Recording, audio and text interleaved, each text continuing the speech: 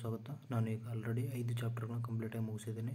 Okay, ನೀವು ನೋಡ್ತಾ ಇರ್ಬೋದು ಇಲ್ಲಿ ಸೆಟ್ ಥಿಯರಿ ಆಗಲಿ, next square and sequence and matrices, permutation, combination 5 chapter complete ಮುಗಿದ. ಓಕೆ, ಸ್ಟ್ಯಾಟಿಟಿಕ್ಸಲ್ಲಿ ಏನೇನು ಇಂಪಾರ್ಟೆಂಟ್ ಇದೆ ಅಷ್ಟನ್ನು ಹೇಳ್ತೀನಿ. ಓಕೆ, ಸಿಲೆಬಸ್ ಏನು ಮೆನ್ಷನ್ ಮಾಡಿದ್ದಾರೆ. ಓಕೆ, ಮೊದಲು ಸ್ಟ್ಯಾಟಿಟಿಕ್ಸ್ನ ಡೆಫಿನೇಷನ್ಗಳನ್ನ ಕೆಲವೊಂದು ಡೆಫಿನೇಷನ್ಗಳು ಮ್ಯಾಟ್ರ್ ಆಗುತ್ತೆ. ಓಕೆ, ಡೆಫಿನೇಷನ್ಗಳನ್ನ ನೋಡೋಣ. ಓಕೆ, ಇಲ್ಲಿ ಮೊದಲು ಸ್ಟ್ಯಾಟಿಟಿಕ್ಸ್ ಅಂದರೆ ಏನಂತ ತಿಳ್ಕೊಳ್ಳೋಣ. Statistics may be defined as the collection, classification, analysis, interpretation. Okay, ಈಗ ನೀವು ಬಾರ್ ಚಾರ್ಟ್ ಹಾಕಿ ಅಥವಾ ಏನಾದರೂ ಅನಾಲಿಸಿಸ್ ಮಾಡ್ತಿರೋ ಗೊತ್ತಾ, ಒಂದು ಕಂಪ್ನಿ ಲಾಭ ಮತ್ತು ಲಾಸ್ಗಳನ್ನಾಗಲಿ, ಸೇಲ್ಸ್ಗಳನ್ನಾಗಲಿ ಹೀಗೆ ಅನಾಲಿಸಿಸ್ ಮಾಡೋದನ್ನು ಸ್ಟ್ಯಾಟಿಟಿಕ್ಸ್ ಅಂತ ಕರಿತೀವಿ. ಡೇಟಾ ಅಂದರೆ ಕಲೆಕ್ಷನ್ ಆಫ್ ಆಲ್ ಅಬ್ಸರ್ವೇಷನ್ಸ್, ಏನೇನು ಮಾಹಿತಿಗಳಿದೆ ಎಲ್ಲವನ್ನು ಕಲೆಕ್ಟ್ ಮಾಡಿ ಒಂದು ಸ್ಟೋರ್ ಮಾಡಿ ಇಡ್ತಿರೋ ಅದನ್ನು ಡೇಟಾ ಅಂತ ಕರಿತಾರೆ. ರಾ ಡೇಟಾ ಅಂದರೆ ಒಂದು ಏನು ಗ್ಯಾದರ್ಡ್ ಇನಿಷಿಯಲಿ, ಮೊದಲಿಗೆ ರಾ ಡೇಟಾ ಏನು ಎಲ್ಲ ಇನ್ಫಾರ್ಮೇಷನ್ನ ಕಲೆಕ್ಟ್ ಮಾಡ್ತಾರೆ, ಅದನ್ನು ಆಮೇಲೆ ಡಿವೈಡ್ ಮಾಡ್ತಾರೆ, ಅದನ್ನು ರಾ ಡೇಟಾ ಅಂತ ಕರಿತಾರೆ. ಫ್ರೀಕ್ವೆನ್ಸಿ ಡಿಸ್ಟ್ರಿಬ್ಯೂಷನ್ ಟೇಬಲ್ ಅಂತ ಕರೀತಾರೆ. ಫ್ರೀಕ್ವೆನ್ಸಿ ಅಂದರೆ ನೋಡಿ, ಫ್ರೀಕ್ವೆನ್ಸಿ ಅಂದರೆ representing A data showing each score and the corresponding number repetition frequency. Okay, ಅಲ್ಲಿ ಡೇಟಾನ ನಾವೇನು ಮಾಡ್ತೀವಿ, ಕರಸ್ಪಾಂಡಿಂಗ್ ನಂಬರ್ ಹಾಕಿ ರಿಪಿಟೇಷನ್ನ ತೋರಿಸ್ತೀವಿ. ನೆಕ್ಸ್ಟು ಫ್ರೀಕ್ವೆನ್ಸಿ ಅಂದರೆ ಏನು ಗೊತ್ತಾ, ಫ್ರೀಕ್ವೆನ್ಸಿ ಡಿಸ್ಟ್ರಿಬ್ಯೂಷನ್ ಬೇರೆ, ಫ್ರೀಕ್ವೆನ್ಸಿ ಬೇರೆ. ಫ್ರೀಕ್ವೆನ್ಸಿ ಅಂದರೆ the number of times a particular score repeats it self, ಅಂದರೆ ಎಷ್ಟು ಸಲ ರಿಪೀಟ್ ಆಗಿದೆ ಅಂತ ತೋರಿಸ್ಕೊಳ್ಳೋದೇನು ಫ್ರೀಕ್ವೆನ್ಸಿ. ನೆಕ್ಸ್ಟ್ ಸ್ಕೋರ್ ಅಂದರೆ ನಾವು ಕೊಟ್ಟಿರೋಂಥ ಡಾಟಾ ಒಂದು ಎಷ್ಟು ರೇಂಜಲ್ಲಿದೆ ಅಂತ ಅರ್ಥ. ಇನ್ನು ರೇಂಜ್ ಅಂದರೆ difference between highest and lowest scores. Okay, ಇನ್ನು ಒಂದು ಗ್ರೂಪ್ಡ್ ಫ್ರೀಕ್ವೆನ್ಸಿ ಅಂದರೆ data collected in several groups and class intervals ಅಂದರೆ the grouped frequency distribution each group is called class interval. Class interval ಅಂದರೆ 5 to 10 ಆ್ಯಂಡ್ 11 to 15 ಈ ರೀತಿ ಬರೀತೆ ನೋಡಿ. ಇಲ್ಲಿ ಎಷ್ಟು ಕ್ಲಾಸ್ ಇಂಟರ್ವಲ್ ಇದೆ, 5 ಕ್ಲಾಸು, ಈ ರೀತಿ ಡಿಫ್ರೆನ್ಸ್ ಏನಿದೆ ಅದನ್ನು ಬರೆಯೋದು. ಈಗ ಮುಂದೆ ಒಂದು ಎಕ್ಸಾಂಪಲ್ ನೋಡಿದ್ರೆ ಗೊತ್ತಾಗುತ್ತೆ. Cumulative frequency, the sum of frequencies up to the current class interval.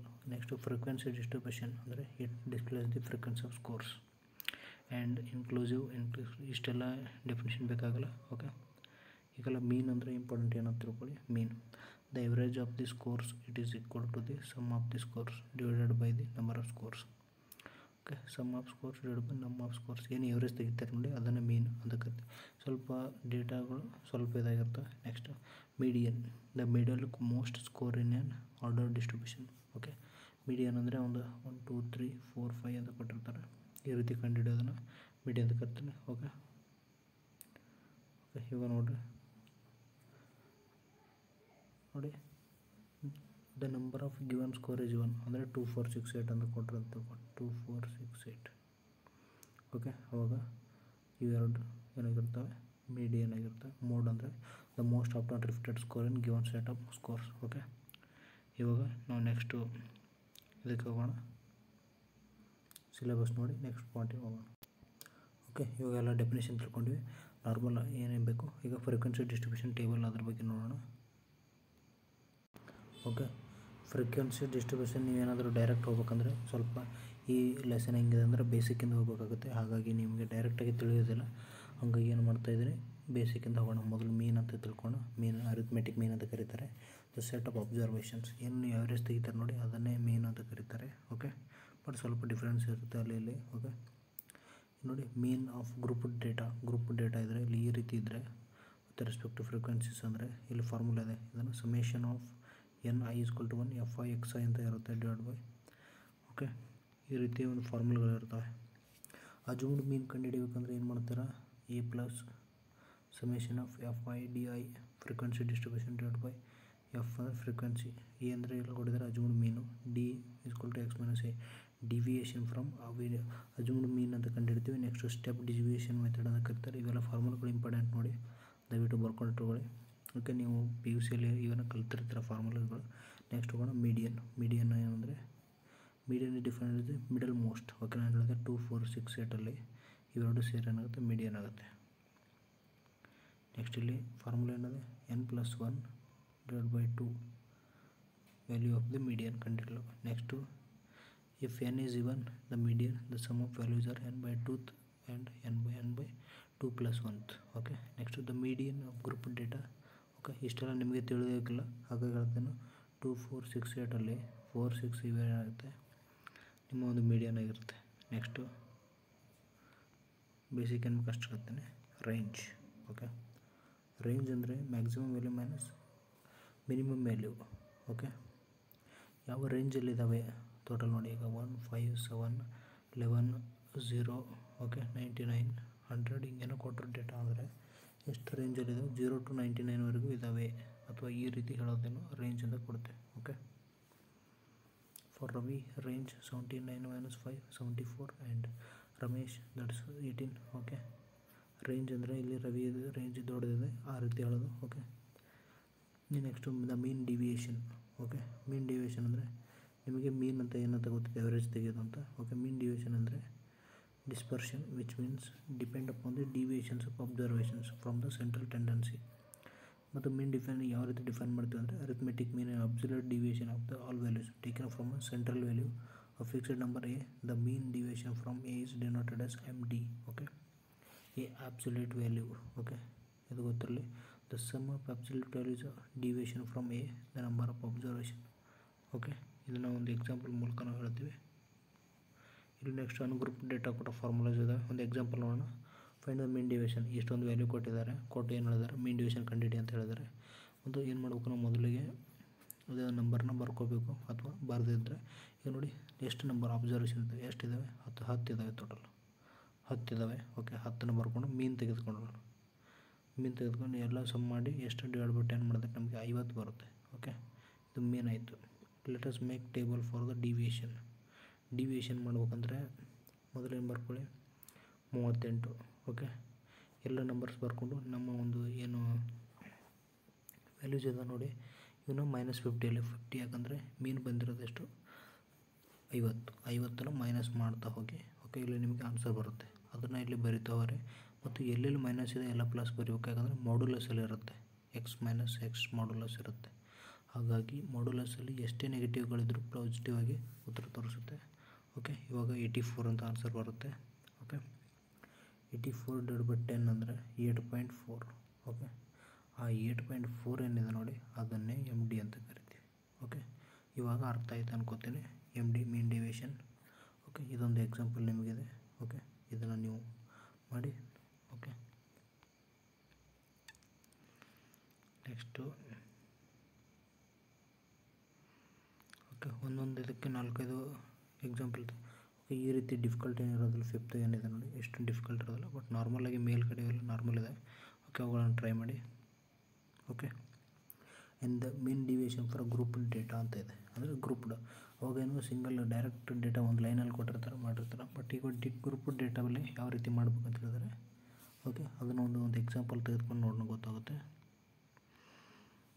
Okay. Find the mean deviation about the mean of the following data. Okay. ಈಗ ಎಕ್ಸು ಎಫ್ 2 ವ್ಯಾಲ್ಯೂ ಕೊಟ್ಟಿದ್ದಾರೆ, 2 5 6 8 ಆ್ಯಂಡ್ 2 8 10. ಓಕೆ. ಈ ರೀತಿ ಒಂದು ಡೇಟಾನ ಕೊಟ್ಟಿದ್ದಾರೆ. ಅವರು table ಕೊಡ್ತಾರೆ different ಲೊಕೇಶನಲ್ಲಿ. ಒಂದು following ಯಾವ ರೀತಿ ಬರ್ಕೋಬೇಕಂದ್ರೆ, ಮೊದಲು ಇವನ್ನೆಲ್ಲ ಬರ್ಕೋಬೇಕು. ಓಕೆ. ನೆಕ್ಸ್ಟ್ ಇವನ್ನೆಲ್ಲ ಬರ್ಕೋಬೇಕು. ಮೊದಲು ಇವೆಲ್ಲ ಇಂಟು ಮಾಡಬೇಕು. ಓಕೆ. FX ಆಮೇಲೆ x × x ಅಂದರೆ ನೀವು ಇಲ್ಲೇನು ಮಾಡಬೇಕು ನೋಡಿ. ಓಕೆ. ನಾವು ಇಲ್ಲಿ ನೋಡ್ತಾ ಇದ್ದೀವಿ XF ಇಲ್ಲಿ ಇಂಟು ಮಾಡಿ. ಓಕೆ. ನೆಕ್ಸ್ಟ್ 5.5 ಬರುತ್ತೆ. ನೆಕ್ಸ್ಟ್ 5.5 × 2 ಅಂದರೆ 11. ಈ ರೀತಿ ಬಂದಾಗ 92 ಆಗುತ್ತೆ. ಓಕೆ. ಈ 92 ಆಗುತ್ತೆ ನೋಡಿ. ನೆಕ್ಸ್ಟ್ ನೋಡೋಣ.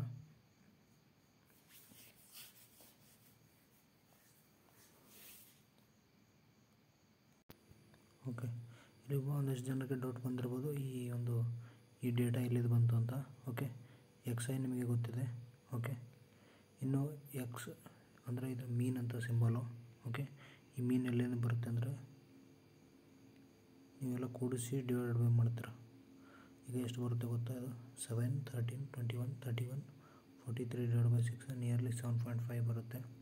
ಓಕೆ. 7.5 - 2 ಅಂದರೆ 5.5 ಆ್ಯಂಡ್ 7.5 - 5 ಅಂದರೆ 2.5 ಆ್ಯಂಡ್ 7.5 6 ಮಾಡಿದ್ರೆ 1.5. ಈ ರೀತಿ ಬರುತ್ತೆ. ಓಕೆ. ಇದು ನಿಮಗೆ ಅಂಡರ್ಸ್ಟ್ಯಾಂಡ್ ಆಗಿದೆ ಅನ್ಕೋತೀನಿ, ಎಕ್ಸ್ ಡೇಟಾ ಎಲ್ಲಿಂದ ಬರುತ್ತೆ ಅಂತ. ನೆಕ್ಸ್ಟು ಅದನ್ನು ನಾವು ಮೀನ್ನ ತೆಗೆದುಕೊಳ್ತೀವಿ. ಓಕೆ. ಏನು 1/n ಅಥವಾ 1/40 ಇಂಟು ನೋಡಿ ಇಲ್ಲಿ ಕೊಟ್ಟಿದ್ದಾರೆ 1/40 × 300 ಅಂದರೆ ಎನ್ ವ್ಯಾಲ್ಯೂ ಎಷ್ಟೇ, ಟೋಟಲ್ ಎಷ್ಟು ನಂಬರ್ಸು ವ್ಯಾಲ್ಯೂ ಅದು. ಓಕೆ. 30 40 ಬರುತ್ತೆ. ಸಾರಿ, ಇದು ಕೂಡ ಮಾಡಿದ್ರೆ ನಿಮಗೆ ಆನ್ಸರ್ ಸೇಮ್ ಬರುತ್ತೆ, 40 ಎನ್ ವ್ಯಾಲ್ಯೂಸ್ ಅಂತ. ಆವಾಗ ನಮಗೇನಾಗುತ್ತೆ 7.5 ಬರುತ್ತೆ. Mean division about the mean. Okay, ಇಲ್ಲಿ 1/40 × 92 ಬಳಸಿದ್ರೆ 23. ಅದನ್ನೇನಾಗುತ್ತೆ ಮೀನ್ ಡಿವಿಷನ್ ಆಫ್ ಮೀನದು ಮೀನ್ ಡಿವಿಷನ್ ನಮಗೆ ಸಿಗುತ್ತೆ. 92 ಎಲ್ಲಿದೆ ಬರ್ತಂದ್ರೆ ಈ ಎಕ್ಸ್ ಮೈನಸ್ ಎಕ್ಸ್ ಡ್ಯಾಶ್ ಇಲ್ಲಿ ಏನು ಕೊಟ್ಟಿರ್ತೀವಿ ಅದನ್ನು ಮೈನಸ್ ಮಾಡಿದ್ರು. ಓಕೆ, ಈಗ ನೋಡಿ ಇನ್ನೊಂದು ಸಲ ಯಾರು ಅರ್ಥ ಆಗಿಲ್ಲ ಅಂತ ಹೇಳ್ಬಿಡ್ತೀನಿ. ಎಕ್ಸು ಎಫು ಈ ಡೇಟಾನ ಅವರೇ ಕೊಟ್ಟಿರ್ತಾರೆ ಪ್ರಶ್ನೆಯಲ್ಲಿ. ಓಕೆ, ಎಕ್ಸು ಎಫ್ ಬರ್ಕೋತೀರಾ, ನೆಕ್ಸ್ಟ್ ಇಂಟು ಮಾಡ್ತೀರಾ. ಓಕೆ, ನೆಕ್ಸ್ಟು ಮೈನಸ್ ಮಾಡ್ತೀರಾ. ಆ ಮೈನಸ್ ಮಾಡ್ಬೇಕಂದ್ರೆ 1/n ಇಂಟು ಏನು 300 ಇಲ್ಲಿ ಎಡಿಷನ್ ಬಂದಿರುತ್ತೆ ನೋಡಿ. ಇಂಟು ಮಾಡಿದ್ದು ಅದು ಎನ್ ಅಂದರೆ nothing but N collection of F frequency. Okay, frequency ಎಷ್ಟಿದೆ 40 ಇದೆ. 40 ಡಿವೈಡ್ ಬೈ ಅಂದರೆ 300 7.5 ಬರುತ್ತೆ. ಇದರಲ್ಲಿ ಇದನ್ನು 7.5 ಕಳೆದು ಓಕೆ ಇದನ್ನು ಕಳೆದು ಬರುವಂಥ ಆನ್ಸರ್ನ ಓಕೆ ಇಂಟು ಮಾಡ್ತೀರಾ. ಇಂಟು ಮಾಡಿದ್ರೆ ಈ ಒಂದು ಆನ್ಸರ್ ಬರುತ್ತೆ. ಆ ಒಂದು ಆನ್ಸರ್ನ ಮಲ್ಟಿಪ್ಲೈ ಮಾಡಿದ್ರೆ ನಿಮಗೆ ಬರುವಂಥ ಆನ್ಸರ್ ಏನಾಗಿರುತ್ತೆ mean deviation of mean. Okay, ಈ ಒಂದು ಎಕ್ಸಾಂಪಲ್ ನೋಡ್ತಾ ಇದ್ರೆ ಗೊತ್ತಾಗುತ್ತೆ.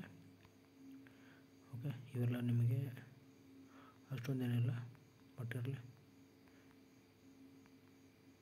Okay, for discrete frequency distribution. Okay, discrete ಅಂದರೆ let the given data in dictionary. Okay, ಈಗ ಮೀನ್ ಡಿವಿಷನ್ ಮೀನು ಅರಿಥಮೆಟಿಕ್ ಮೀನು ಮತ್ತು ನಿಮಗೆ ಏನಾದರೂ ರೇಂಜು ಕ್ಲಾಸ್ ಇಂಟರ್ವಲ್ಸ್ ಎಲ್ಲ ಗೊತ್ತಾಯ್ತು ಅನ್ಕೋತಾರೆ. ಓಕೆ, ನೋಡಿ the data represent tabular form. ಮೊದಲನೇದಾಗಿ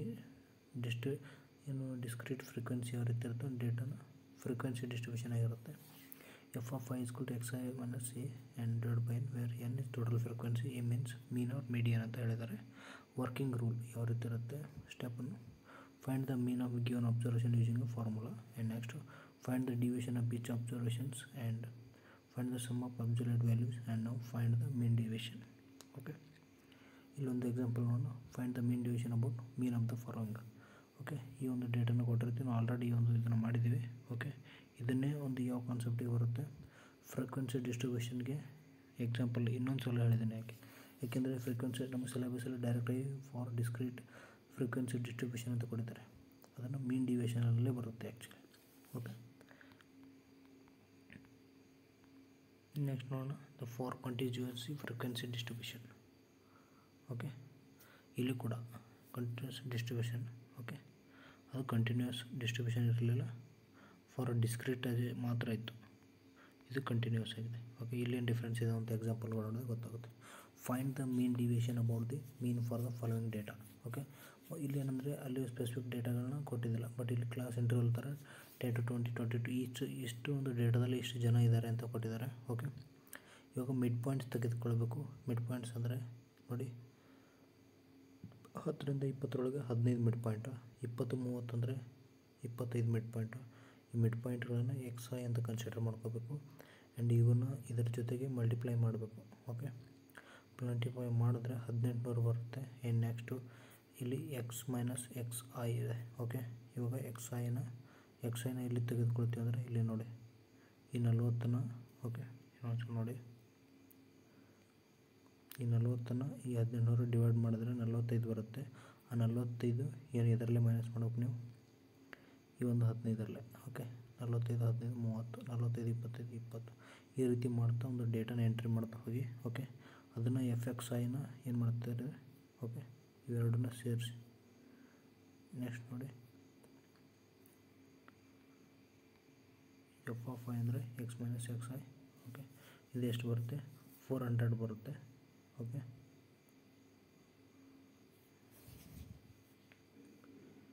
ನೆಕ್ಸ್ಟ್ ಇಲ್ಲಿ ಎಕ್ಸ್ ಮೈನಸ್ ಎಕ್ಸ್ ಐ ಮಾಡಬೇಕು ಅಂದರೆ ನಿಮಗೆ ಆನ್ಸರ್ ಸಿಗುತ್ತೆ.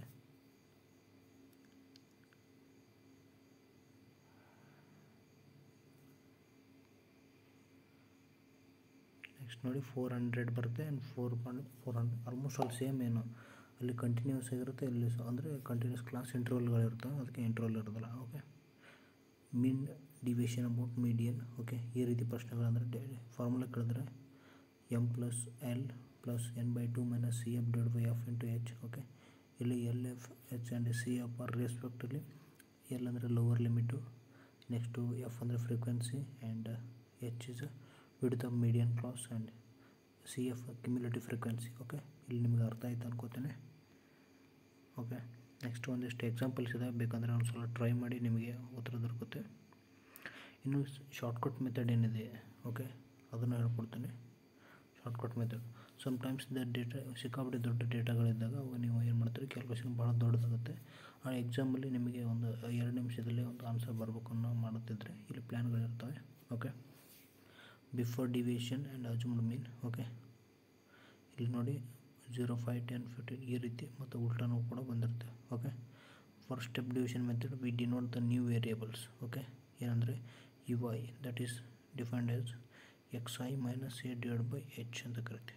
A is the assumed mean and h is the common factor, the length of the class interval and the mean x deviation method. Okay, ಇಲ್ಲಿ e plus ಒಂದು example ನೋಡಿ, find the mean deviation from the mean of the following data, shortcut or step division method. Okay, step division method ಅಂದರೆ shortcut method ಅಂತ ಅರ್ಥ. Okay, ಈಗ ಈ ಒಂದು ಎಕ್ಸಾಂಪಲ್ಗೆ ಇದಕ್ಕೂ ಸೇಮ್ ಇದೆ. ಓಕೆ, ಬಟ್ ವ್ಯಾಲ್ಯೂ ಚೇಂಜಸ್ ಇದ್ದಾವೆ. ಅವಾಗ ಏನು ಮಾಡ್ತಾರೆ, ಮೊದಲು ಕ್ಲಾಸು ಇಲ್ಲಿ ಮಿಡ್ ಪಾಯಿಂಟ್ಸ್ ತೆಗೆದುಕೊಳ್ತೀರ. ಓಕೆ, ಈ ಫಾರ್ಮುಲಾ ಅಪ್ಲೈ ಮಾಡಿದ್ರೆ ನಿಮಗೊಂದು ಡೇಟಾ ಸಿಗುತ್ತೆ, ಅದನ್ನು ಮಲ್ಟಿಪ್ಲಿಕೇಶನ್ ಮಾಡಿಕೊಂಡು ನೆಕ್ಸ್ಟು ಇಲ್ಲಿ ಮಾಡ್ತೀರಾ.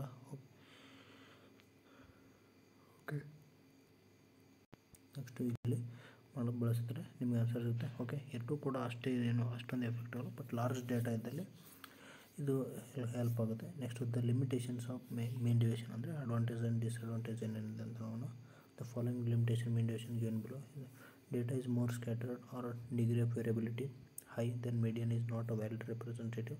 The mean deviation about median is not fully retired. Okay, next the mean deviation is calculated on the basis of absolute values. The deviation so cannot subject to further algebraic treatment. Okay, ಇಲ್ಲಿ ಏನು ಹೇಳ್ತಾ ಇದ್ದಾರೆ, ಎಲ್ಲ absolute value ಮೇಲೆ ಕಂಡುಹಿಡ್ತಾರೆ ಮತ್ತು ಅಂದಾಜು ಮೇಲೆ ಕಂಡುಹಿಡೋಕ್ಕೆ ಆಗಲ್ಲ ಮತ್ತು ಆನ್ಸರ್ ಬರೋ ಚಾನ್ಸಸ್ ಭಾಳ ಇರ್ತಾವೆ ಅಂತ ಹೇಳಿದ್ದಾರೆ. ಓಕೆ, ನೆಕ್ಸ್ಟ್ ಹೋಗೋಣ. ನೆಕ್ಸ್ಟು ಓಕೆ, ಟಾಪಿಕ್ 2ಕ್ಕಿಂತ ಮೊದಲು ಸಿಲೆಬಸಲ್ಲಿ ಯಾವ ಟಾಪಿಕ್ ಇದೆ ಅಂತ ನೋಡಿ ನೆಕ್ಸ್ಟ್ ಪ್ರೊಸೀಜರ್ ನೋಡೋಣ. ಓಕೆ, ನಾವಿಲ್ಲಿ ನೋಡಿ ಇಲ್ಲಿ ಮೀನ್ ಬಗ್ಗೆ ಕಲ್ತೀವಿ. Next central tendency. Okay, arithmetic of ungrouped data and median ಬಗ್ಗೆ ಕಲ್ತೀವಿ. Mean, median, mode of group data ಕಲ್ತೀವಿ. ಓಕೆ, ಮೋಡ್ ಅಂದರೆ ಮಾಡ್ಲಸ್ ಅಂತ ಅದನ್ನು ಕಲ್ತೀವಿ. ರೇಂಜು ಇಲ್ಲಿ ಕ್ವಾರ್ಟೈಲ್ ಅಂತ ಕಲ್ತಿಲ್ಲ. Mean deviation and deviation, step deviation ಕಲ್ತೀವಿ. ಸ್ಟ್ಯಾಟಿಸ್ಟಿಕಲ್ ಮೆಜರ್ ನೆಕ್ಸ್ಟ್ ಕಲಿಯೋಣ. Histogram, next collection of data, calculation mean, median, mode for ungroup data. Okay, ಇಲ್ಲಿ ಎಷ್ಟು ಕಲ್ತಿದೆ. The preparation of bar chart and sector group and standard deviation ಕೂಡ ಕಲ್ತಿದೆ. Next standard deviation of group data and the coefficient variation. Okay, ಈ next ಕಲಿತಾ ಇದ್ದೇವೆ.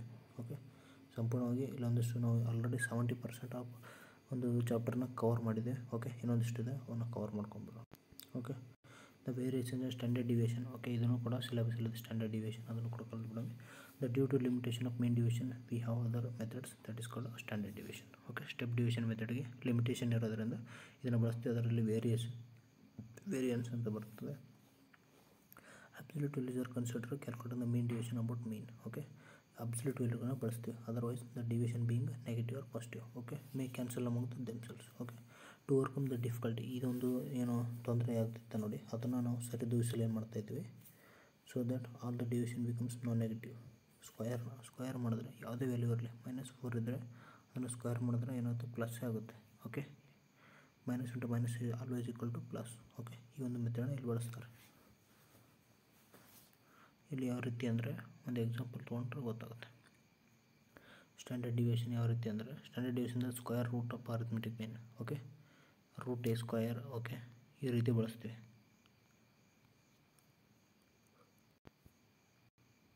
Okay, ಈ ಒಂದು ಸ್ಟೆಪ್ಸ್ನ ನೋಡಿ. ಮೊದಲು ಮೀನ್ ಕಂಡುಹಿಡಿತಾರೆ, ಆಮೇಲೆ ಡಿವಿಯೇಷನ್ ಅಬ್ಸರ್ವೇಷನ್ ಬರ್ಕೋತಾರೆ.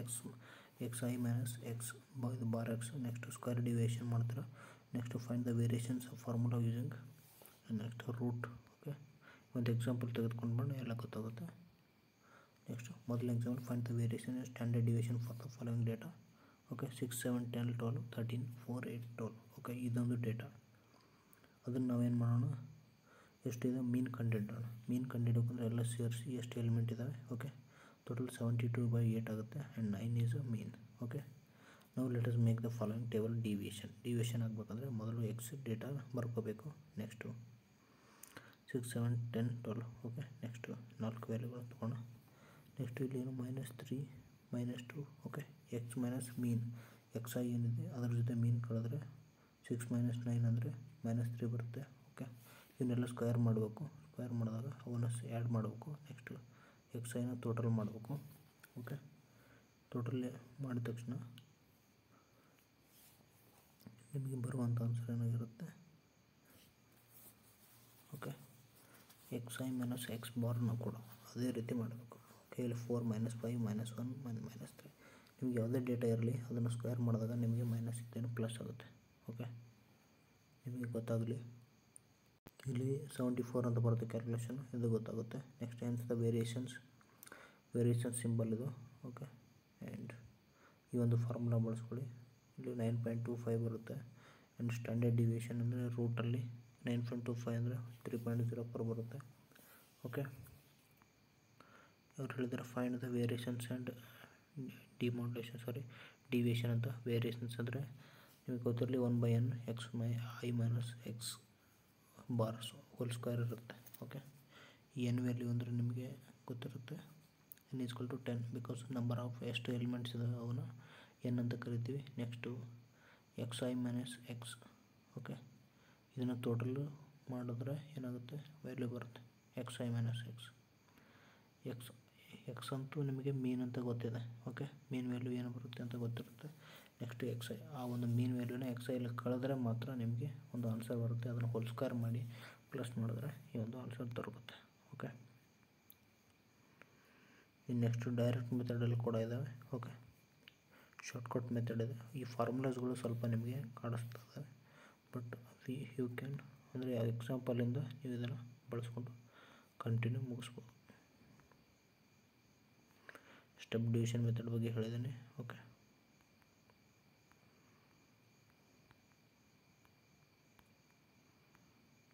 ಸಮ್ಮರಿ ನೋಡ್ಬೋಣ. The single number that describe the variability is called measure of dispersion, and the range is the difference of minimum values, and arithmetic mean absolute deviation, the sum of absolutes. Okay mean deviation ಎಲ್ಲ ಕಲ್ತೀವಿ. frequency distribution ungrouped data ಎಲ್ಲ ಕಲ್ತೀವಿ. Next variance standard deviation SD ಅಂತ ಕಲ್ತೀವಿ. Variance ಕಲ್ತೀವಿ. ungrouped data discrete data. Okay total ಎಲ್ಲವೂ ಕಲ್ತೀವಿ. Okay ಇನ್ನೊಂದಿಷ್ಟು important ಮಾಹಿತಿಗಳಿದ್ದಾವೆ. ಓಕೆ ಇನ್ನೊಂದಿಷ್ಟು ಎಕ್ಸಾಂಪಲ್ ಇದೆ, ಅವು ಕೂಡ ನೋಡ್ಬಿಡೋಣ. ಡೇಟಾಗಳು ನಿಮಗೆ ಡೆಫಿನೇಷನ್ ಏನಾದರೂ ಬೇಕಾದರೆ ಇನ್ನೊಂದು ಸಲ ನೋಡ್ಕೊಳ್ಳಿ. ಬಿಕಾಸ್ ಈ ಒಂದು ಡೆಫಿನೇಷನ್ ಮೇಲೆ ನೀವು ನಿಮ್ಮ ಒಂದು ಆನ್ಸರ್ ಕಂಡುಹಿಡಿಯಬೇಕಾಗುತ್ತೆ. ಇಲ್ಲಿ ಎಕ್ಸಾಂಪಲ್ಗಳಿದಾವೆ. ಓಕೆ ಇಲ್ಲೇನಿದೆ ನಿಮಗೆ ಗೊತ್ತಿರಲಿ ಫಾರ್ಮುಲಾಗಳಿದೆ. ಮೊದಲು ಮೀನ್ ಎಕ್ಸ್ ಬಾರ್ ಯಾವ ರೀತಿ ಕಂಡುಹಿಡ್ತೀವಿ, summation of f d. Okay f ಅಂದರೆ ಏನು ಐಡಿಯಾ, ಎಫ್ ಅಂದರೆ ಫ್ರೀಕ್ವೆನ್ಸಿ. ಓಕೆ ಎಕ್ಸ್ ಬಾರ್ ಅಂದರೆ ಮೀನು. ಇದು ಸ್ಟೆಪ್ ಡಿವಿಷನ್ ಮೆಥಡ್ ಫಾರ್ಮುಲಾಗಳು, ಈ ಅಜ್ಮೋಡ್ ಮೀನು. ಓಕೆ ಇವೆಲ್ಲ ಗೊತ್ತಿರಲಿ ನಿಮಗೆ. ಇನ್ನು ನೆಕ್ಸ್ಟು ಇಲ್ಲಿ ಹೇಳಿದೆ ನಾನು, ಇಲ್ಲಾಂದರೆ ಲಾಸ್ಟ್ ಟರ್ಮು ಅಥವಾ lowest term. Okay next frequency H common factors. Okay ಇಲ್ಲೆಲ್ಲ ಕೊಟ್ಟಿದ್ದಾರೆ ನೋಡಿ. Lower limit frequency of the modal class and frequency of class proceeding, the frequency of class proceeding. Okay ಈ ರೀತಿ. Next the number of plants and number of houses and class marks FXI. ಇಲ್ಲಿ ಒಂದು ಡೇಟಾನ ಕೊಟ್ಟಿರ್ತಾರೆ. Next number of houses and classes and FXI. Okay next mean = 162/20. ಈ ರೀತಿ ತೆಗೆದ್ರೆ ನಿಮ್ಗೆ ಆನ್ಸರ್ ಬರುತ್ತೆ. ಮೀನು, ಮೋಡಿಯನ್ ಎಲ್ಲನೂ ಒಂದು ಬೇರೆ ಬೇರೆ ಎಕ್ಸಾಂಪಲ್ಗಳು ಕೊಟ್ಟೆ ನಿಮಗೆ ಎಕ್ಸ್ಪ್ಲೇನ್ ಮಾಡಿದ್ದೀನಿ. ಹಾಗಾಗಿ ಅಷ್ಟೊಂದು ಏನು ಬೇಕಾಗಲ್ಲ. ಇನ್ನೊಂದು ಸಲ ನಾವು ಡೆಫಿನೇಷನು ಸಿಲೆಬಸ್ ಕಾಪಿ ನೋಡೋಣ, ಗೊತ್ತಾಗುತ್ತೆ. ನಾವೀಗ ಆಲ್ಮೋಸ್ಟ್ ಅಲ್ಲಿ ಎಲ್ಲ ಕವರ್ ಅಪ್ ಮಾಡಿದ್ದೀವಿ. ಇಲ್ಲಿ ಗ್ರಾಫ್ಸ್ ಬಗ್ಗೆ ಒಂದು ಹೇಳಬೇಕು. ಓಕೆ ಈ ಗ್ರಾಫಲ್ಲಿ pie chart and pie chart ಅಂದರೆ ಯಾವಾಗಲೂ ಹಿಂಗೆ ಸರ್ಕಲ್ 360 ಡಿಗ್ರಿ ಇರುತ್ತೆ. ಓಕೆ ಅದು ನಾನು ಹೇಳ್ತೀನಿ. ಇನ್ನು ನೆಕ್ಸ್ಟು ಏನಂದರೆ ಹಿಸ್ಟೋಗ್ರಾಮ್ಸು. ಓಕೆ ಏನು ಗ್ರಾಫ್ ಸಂಬಂಧಪಟ್ಟಿದ್ದು ಏನು ಹೇಳಿ, line chart, bar chart. Okay bar chart, sector graph ಬಿಟ್ಟರೆ ಇಡೀ ಸಿಲೆಬಸ್ ಕಂಪ್ಲೀಟ್ ಮಾಡಿದೆ. ಕೋಎಫಿಷಿಯಂಟ್ ಆಫ್ ವೇರಿಯೇಷನ್ಸ್ ಇವೆಲ್ಲ ಕೂಡ ಹೇಳಿದ್ದೀವಿ. ಓಕೆ ಇಲ್ಲಿ ತನಕ ಚಾಪ್ಟರ್ ಕವರ್ ಅಪ್ ಆಗಿದೆ. ಓಕೆ ಇವಾಗ ನಾವು ಬಾರ್ ಗ್ರಾಫ್ ಬಗ್ಗೆ ಡಿಸ್ಕಸ್ ಮಾಡೋಣ. ಓಕೆ ಇಲ್ಲಿ ನಾವು ಗ್ರಾಫಿಂಗ್ ಡಿಸ್ಟ್ರಿಬ್ಯೂಷನ್ಸ್ ಎಲ್ಲ ನೋಡೋಣ. ಕ್ವಾಲಿಟಿ ವೇರ್ ಇಲ್ಲಿ ನಮಗೇನು histogram important. Next bar graph, line graph. Okay ಇಲ್ಲಿ ಒಂದು ಮೊದಲನೇದಾಗಿ ಹಿಸ್ಟೋಗ್ರಾಮ್ ನೋಡ್ಬೋಣ. ನಮಗೇನು ಇಂಪಾರ್ಟೆಂಟ್ ಎಷ್ಟು ಬೇಕೋ ಅಷ್ಟೇ ನೋಡೋಣ. ಓಕೆ ಇವಾಗ ನಮಗೆ ಪೈ ಚಾರ್ಟ್ ಇಂಪಾರ್ಟೆಂಟ್. ಓಕೆ ಸಿಲೆಬಸಲ್ಲಿದೆ, ಹಾಗಾಗಿ ಪೈ ಚಾರ್ಟ್ ನೋಡ್ತಾ ಇದ್ದೀರಾ. ಈ ಪೈ ಚಾರ್ಟ್ ಅಂದರೆ ಅರ್ಥ ಏನು? ಓಕೆ, ಇದನ್ನು ಒಂದು ಕಂಪ್ಲೀಟ್ ಏನಂತ ಕರಿತೀವಿ 360 ಡಿಗ್ರಿ. Okay, 360 degree. ಇದನ್ನು ನಾವು ಪರ್ಸೆಂಟೇಜಲ್ಲಿ ಡಿವೈಡ್ ಮಾಡ್ಕೋತೀವಿ. ಓಕೆ, ಈ ರೀತಿ. ಆ್ಯಂಡ್ ಎಷ್ಟು ನಿಮಗೆ ಗೊತ್ತಿರಲಿ, 17%, 12%, 29% ಆ್ಯಂಡ್ 71%. ಈ ರೀತಿ ಕಂಪ್ನಿಗಳು Macintosh company operating system, Windows operating system, ಈ ರೀತಿ ಡಿವೈಡೆಂಡ್ ಮಾಡಿ ನಾವು ಬಳಸುವಂಥ ಪದಗಳನ್ನು ಏನಂತ ಕರಿತೀವಿ, ಪೈ ಚಾರ್ಟ್ ಅಂತ ಕರಿತೀವಿ. Next pie chart, the only worse design than pie chart is several of them. Okay, ಈ ರೀತಿ. Next bar chart. ಓಕೆ, ಡೇಟಾನ ಅನಾಲಿಸಿಸ್ ಮಾಡೋದಕ್ಕೆ ಬಳಸ್ತೀವಿ. ಓಕೆ, ಬಾರ್ ಚಾರ್ಟ್ ಈಗ ಏನಂದರೆ 0 to 100 ಅಂತ ಬರ್ಕೊಂಡು ಎಷ್ಟು ಜನ ಇದ್ದಾರೆ, 190 ಜನ ಇದ್ದಾರೆ. ಓಕೆ, ಈ ರೀತಿ ಬರ್ಕೋದನ್ನೇ ಏನಂತ ಕರಿತೀವಿ, ನಾವು ಬಾರ್ ಚಾರ್ಟ್ ಅಂತ ಕರಿತೀವಿ. ಓಕೆ, ನೆಕ್ಸ್ಟ್ ಹೋಗೋಣ. ಕಂಪೇರಿಂಗ್ ಅಂತ ಕರಿತಾರೆ, ಬಟ್ ಇದು ನಮ್ಮ ಸಿಲೆಬಸ್ಸಲ್ಲಿ ಮೆನ್ಷನ್ ಆಗಿಲ್ಲ. ನಾವು ಬಾರ್ ಚಾರ್ಟ್ ನೋಡಿದ್ವಿ, ಪೈ ಚಾರ್ಟ್ ನೋಡಿದ್ವಿ. ಓಕೆ, ಈ ನೆಕ್ಸ್ಟು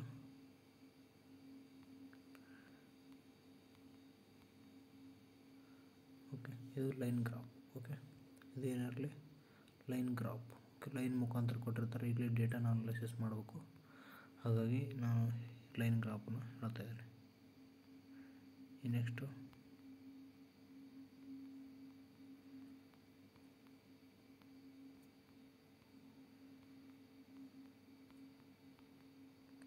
ಹಿಸ್ಟೋಗ್ರಾಮ್ಸ್. ಓಕೆ, ಸಿಲೆಬಸ್ಸಲ್ಲಿದೆ ಹಿಸ್ಟೋಗ್ರಾಮ್.